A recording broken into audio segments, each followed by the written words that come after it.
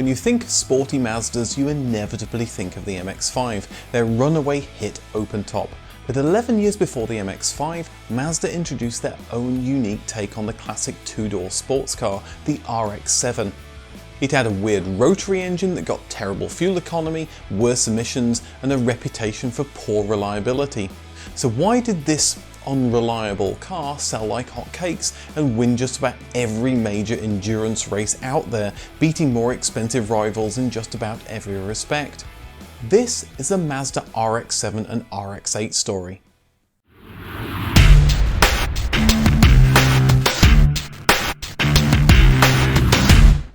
The RX-7 story can't be told without talking about Mazda's long history with the Wankel rotary engine. Devised by Felix Wankel while he was still a teenager in 1919, it's a much simpler design than standard internal combustion engines. One rotor revolves eccentrically around the driveshaft, performing the intake, compression, ignition and exhaust, usually performed by a multitude of pistons in regular engines. With fewer parts, the engine can be smaller and lighter. In the early 1960s, rotary engines seemed to be the next step in the evolution of the internal combustion engine, and many car companies poured resources into it. But it was only Mazda that stuck with it and perfected an engine that was practical. By 1967 they had their first production engine, the 982cc 10A, that was installed in the two-door coupe Cosmo. However, it was the 1971 Mazda RX-3 that was their first high-selling rotary engine car. With the two-door coupe version selling well, Mazda was convinced that a purpose-built two-seater rotary engine sports car could sell well. The team producing the car had the Porsche and Datsun Z cars firmly in their sights, and the car bore a similarity to the Porsche 924, but it was also inspired by the Lotus Elan. The slippery shape gave the car a drag coefficient of just 0.36, which was excellent for the time. The lightweight rotary engine with lots of power meant the car would have an almost perfect 50-50 weight distribution, despite having the engine up front. Why use a big V8 when you can have a 1-foot cube-shaped 1.1 litre rotary engine with the same power? The smaller engine also allowed the car to have a lower centre of gravity. With such a small engine, Mazda would cheekily advertise the car as front mid-engine. But that engine was thirsty. Rotary engines had sold well until the 1973 oil crisis killed the demand for an engine that got less than 15 miles per gallon, and it put Mazda into a deep financial crisis.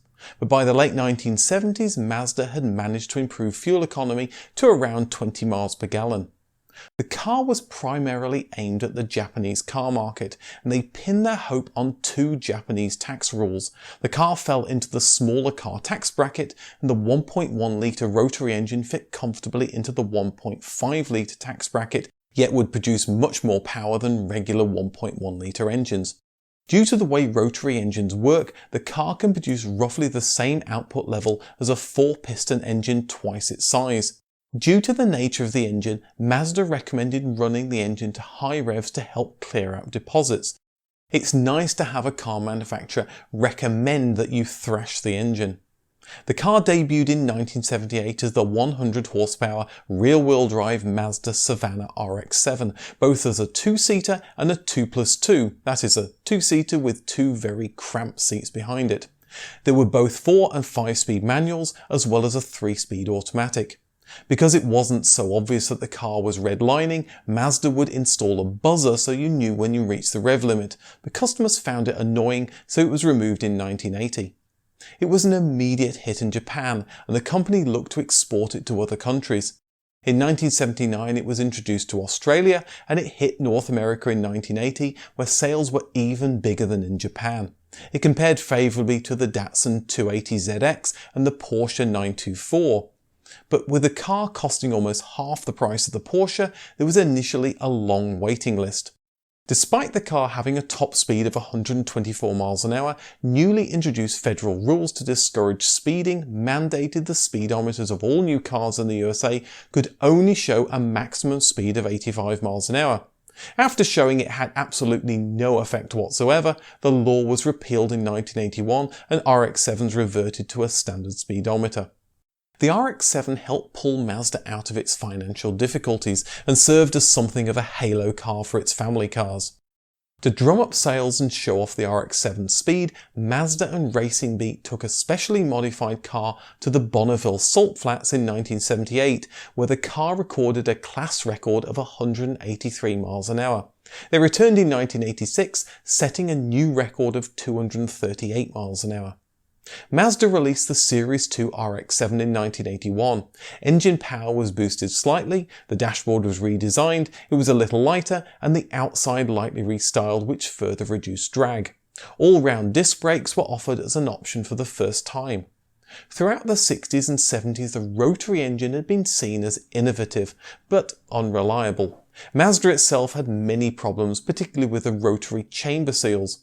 To prove the car's reliability, Mazda decided to test the car in the grueling Spa 24-hour race in 1981. What's more, it won. Tom Walkinshaw Racing raced RX-7s in the British Touring Car Championships, winning in 1980 and 1981. This car was both fast and reliable. By now it had a 0 to 60 time of 8.3 seconds, but the turbocharged Porsche 924 was faster. Mazda added their own turbo in 1983, boosting the car from 113 horsepower to 163 and dropping the 0 to 60 time to a jaw-dropping 6.4 seconds. By now it was, at least according to Mazda's advertising, the best-selling two-seater sports car in the USA. The 1984 Series 3 RX-7 offered a larger bored-out 1.3 litre engine, and the engines were tuned so that the RX-7 could now get up to 29 miles per gallon. The automatic now received 4 gears, suspension was stiffened, and the fascia updated. This closed out the first generation of RX-7 with 474,000 cars produced. Almost 80% of them went to the USA. The styling for the second generation Series 4 RX-7 took its influence from the Porsche 944, as that car was popular in the USA and Mazda's designers knew it had to work well in its main export market. But Porsche and the Datsun 300ZX weren't its only rivals. Toyota released their Supra, a car that my teenage brain still remembers got to 60 in 6.5 seconds, either with a manual or automatic, as the 1988 turbo version. I spent a long time looking at the Toyota sports car brochure. Handling on the RX-7 was improved, with less oversteer, and the car got more precise rack and pinion steering.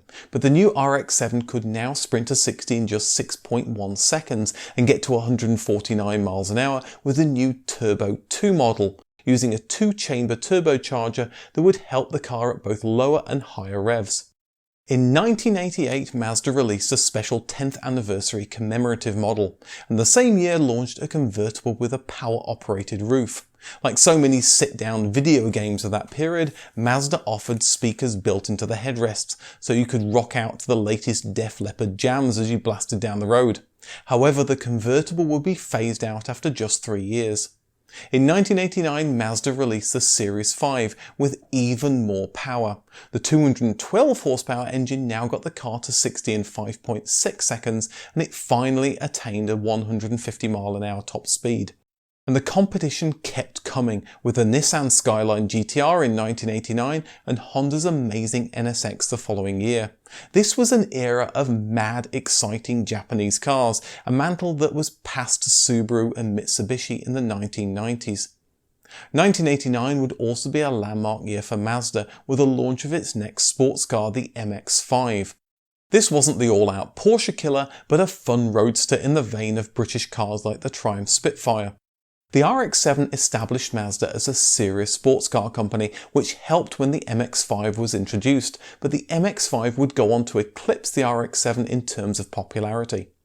Although the MX-5 didn't have a rotary engine, Mazda hadn't given up on the technology. It was the only company still believing in it, and it proved it could be an all-conquering reliable powerhouse when a 2.6 litre 4-chamber rotary powered car won the 1991 Le Mans 24-hour race, becoming the first Japanese car to win, as well as the only car to win without a piston in its engine. Were rotary cars really unreliable? The 1992 third generation Series 6 RX-7 was a lesson in curvaceous styling, reflecting the fashion of the time, and it's the shape many people would be familiar with from its inclusion in countless console driving games. The larger size meant it no longer qualified for those Japanese tax breaks, but it hardly mattered with most cars being exported. Although the revs were now limited to a relatively pedestrian 8,000 RPM, the annoying buzzing rev limiter made a return. The twin turbocharger boosted power to unprecedented new levels, but it was complex and unreliable. Boost could come at unexpected times, and it took a good driver to get the most out of it. But that power and a lighter car took the car to another level of performance, with 236 horsepower and a 5-second 0 to 60 time. This was a time of a horsepower arms race between manufacturers, which would culminate with an amazing 274 horsepower version in 1995. In Australia, a high-performance SP version was produced in limited numbers so it could go GT racing. It competed in the famous Bathurst 12-hour endurance race and dominated, winning for 4 straight years between 1992 and 1995, beating out Porsches, BMW's M5 and Honda's NSX. Mazda produced a commemorative Bathurst edition in Japan to celebrate. But a hammer blow hit the RX-7 in 1995 when it had to be withdrawn from the USA as it couldn't comply with new emissions regulations. Despite Mazda improving the engine over the years, the spectre of poor emissions had caught up with them. The updated Series 7 appeared in 1996, but with sales only in Japan, Australia, New Zealand and the UK, it was only sold as a right-hand drive car. Like the original 1978 model, the 1998 Series 8 was a Japan-only exclusive, with Mazda retreating from all export markets due to low sales. However, many RX-7s were imported directly from Japan by enterprising British owners. The Series 8 had an innovative ABS system that braked differently on each wheel, allowing the car better turning during braking. Mazda decided to end with a bang with a 1999 Spirit R model that combined all Mazda had learnt over 20 years into a truly wonderful car. Over its life, Mazda sold 811,000 RX-7s. There had been a resurgence of interest in import tuning and performance cars in the late 1990s, and the RX-7 was one of the cars featured in 2001's The Fast and the Furious. And Mazda hadn't given up on its rotary sports car. A small team worked on a replacement using an extended MX-5 chassis that was dubbed the Cockroach car. The design caught management's interest, and it was agreed to put the car into production only if it could have 4 doors. Now they had to work out how they could get 4 doors on a car this small. Taking design cues from their earlier Back to Basics 1995 RX-01 concept, they worked on the engine to provide better emissions and designed the 2001 RX Evolve concept to show what the new car could look like. It was also designed as a replacement for the 2-litre rotary 2+2 Unos Cosmo. It had a happy front grille that made it look like Lightning McQueen from the Cars movie. And it had its 4 doors, using an innovative split front and rear door design to make easy rear access. It was designed as a proper 4-seater, but like the Audi TT, you still couldn't call the rear seats comfortable. The car would be designed by Ikuo Maeda, and I'm sure I pronounced his name wrong, son of the designer of the RX-7. The public reaction was good, and the car went into production as the RX-8 in 2003. It was cheaper, selling for £22,000 in the UK, where the RX-7 had been £25,000.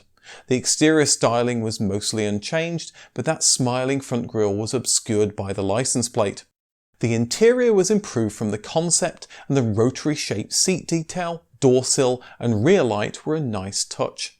To give the car a 50-50 weight distribution, weight was saved using aluminium and plastic, and the drive shaft was made from carbon fibre composite to reduce rotational mass. The car lost its turbos and had less power to reduce emissions and boost fuel economy, but the MX-5 had taught Mazda that you don't need a lot of power to make a car fun to drive. The now 6-speed manual RX-8 had 247 horsepower with a 5.9 second 0 to 60 time and a top speed of nearly 160 miles an hour. Hydrogen-powered cars were trending in Japan in the early 2000s, and Mazda altered its rotary engine to work on both petrol and hydrogen with a 2004 concept that was put into production in 2006. Mazda released a slew of special editions around 2006 to boost sales, and in 2007 produced a special version to mark the 40th anniversary of Mazda's rotary engine. 2008 brought a light style refresh with a stiffer body and improved rear suspension. But increasingly harsh emissions regulations hit the car again in 2010, this time in Europe. With the 2009 economic downturn, the car was on borrowed time, and production ended in 2012 after producing 192,000 cars, but not before it went out with a bang with another limited edition Spirit R version. With the end of RX-8 production, the dream of the rotary engine died, although it continued in limited production for motorsports until 2017. At the time, Mazda claimed they would continue work on the rotary engine, possibly using hydrogen. Mazda continues to promise it will return, most recently as a range extender for their first electric vehicle, the MX-30, in 2021. Mazda showed a possible revival in 2015 with the RX Vision concept rumoured for a 2017 release, 50 years after the original Cosmo. It would have been wonderful, but sadly it wasn't meant to be.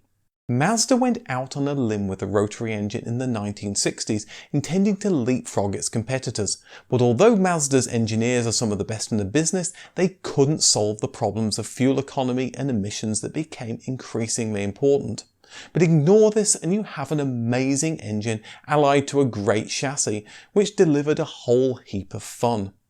This happy little piggy has just got a Big Car t-shirt by using the link in the description, and he's become a patron for just $1 or 80p a month. Join him in subscribing and I'll see you in the next video.